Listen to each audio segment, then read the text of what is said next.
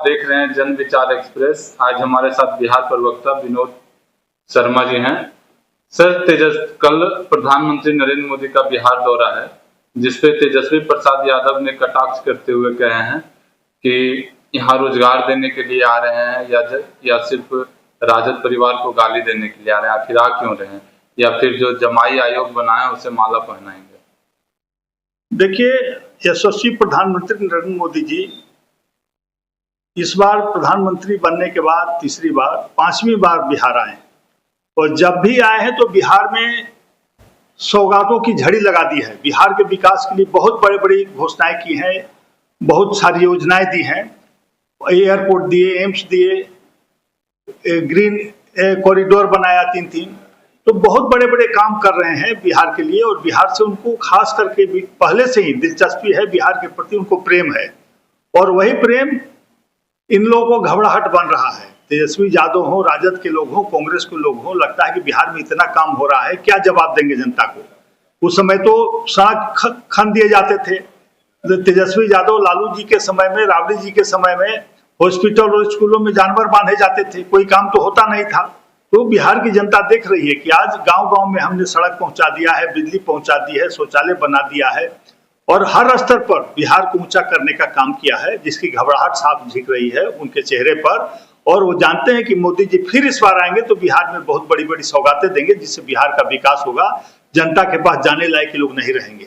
और जहां तक गाली देने की बात करते हैं, देश की जनता आपको गाली दे रही है, प्रधानमंत्री को देंगे। आपने जो कुकर्म किया है बिहार के साथ, नरसंहार करवाया है, मुख्यमंत्री आवास से डकैती और फिरौती करवाई है, वो छुपा हुआ नहीं है। बिहार की जनता शर्मसार होती थी अपने को बिहारी कहने में, आज गर्व होता है। भारतीय जनता पार्टी एनडीए गठबंधन की सरकार में हम बिहारी कहने में गर्व होता है, और बिहार को हमने बहुत आगे ले जाने का काम किया है नीतीश कुमार के नेतृत्व में। तो निश्चित रूप से उनको जवाब देना चाहिए कि आप क्या चाहते हैं, कि बिहार का विकास नहीं हो, बिहार आगे नहीं बढ़े, बिहार वही पिछड़ा रहे। तेजस्वी यादव तो ट्वीट करते हैं कि सत्ता संरक्षित अपराधी, जो तो मतलब जहाँ पे राज्यपाल का आवास हो, मंत्री का आवास हो, नेता प्रतिपक्ष का आवास हो, वहां पे गोली चलती है। देखिए, तो निश्चित रूप से निशाना आप पे साध रहे हैं। ना, मैंने कहा ना कि एक भी उदाहरण सच्चा संरक्षित अपराध का नहीं दे सकते हैं, गलत बयानबाजी कर रहे हैं। हमारे सरकार में तत्काल कार्रवाई होती है, अपराधियों को तत्काल गिरफ्तार किया जाता है, जेल के अंदर डाला जाता है। सत्ता संरक्षित अपराध लालू यादव जी करवाते थे। कहा ना कि मुख्यमंत्री आवास से अपराधी निकलते थे और बैंक लूट करके मुख्यमंत्री आवास में पैसा बंटवारा करते थे, फिरौती करते थे, और डॉक्टरों का अपहरण होता था, मुख्यमंत्री आवास में समझौता होता था। उनके का इतिहास अपना बता रहे हैं। हमारी सरकार लगातार कार्रवाई की है, इक्की दुक्की घटनाएं घटती हैं, लेकिन हम उस पर कड़ी से कड़ी नजर रखते हैं। हमारा प्रशासन काफी सख्त होता है और उन्हें कड़ी से कड़ी सजा देता है। जमाई आयोग का जो तेजस्वी बयान दिया है, उस पर आप क्या कहेंगे? देखिए, बोलने के पहले शर्म आनी चाहिए उनके। वो खानदान आयोग लेके चल रहे हैं।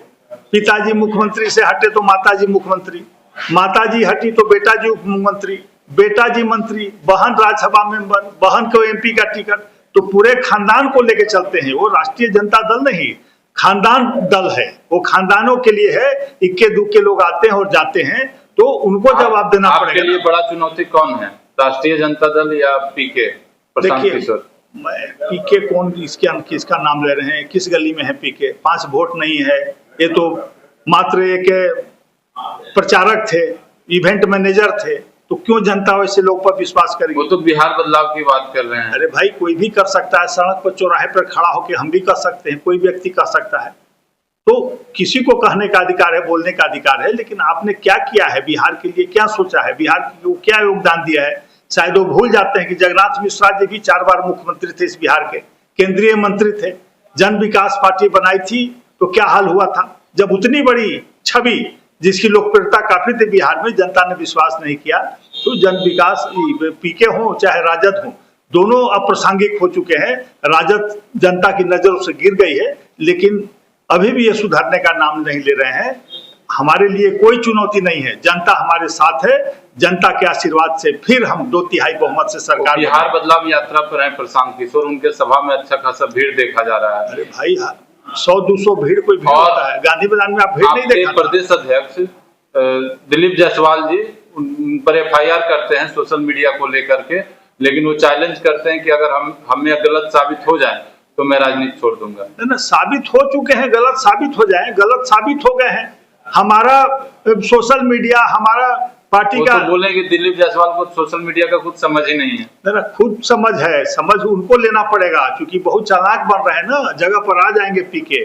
वो जो नाटक करवा रहे हैं, जो फेसबुक और ट्विटर पर हमारा लोगो लगा के अपना फोटो चलवा रहे हैं, तो बिहार की जनता इतनी मूर्ख नहीं है, ना फॉलोवर मूर्ख हैं। ये संभव है कि हमारे ट्विटर पर और हमारे फेसबुक पर उसके अंदर में बड़ा ही लिखा हो पीके का क्या है। अभी भी अगर नहीं समझ में आ रहा है तो ईश्वर उनको सद्बुद्धि देगा। तो क्या लग रहा है कि इस बार एनडीए की सरकार पूर्ण बहुमत से आएगी? कितने सीटें का अनुमान है आपको? भारी बहुमत से करीब 225 सीटें हम जीतेंगे, करीब करीब। अब मनोज भारती का ट्वीट आया है, उन्होंने बयान दिए हैं कि अगर स्वास्थ्य मंत्री मंगल पांडे को नहीं बर्खास्त किया गया तो हम लोग रोड जाम कर देंगे। पूरे जबरदस्त जनता का आक्रोश है स्वास्थ्य व्यवस्था को। मनोज भारती को कितने लोग बिहार में जानते हैं, हमको ये समझा दीजिए।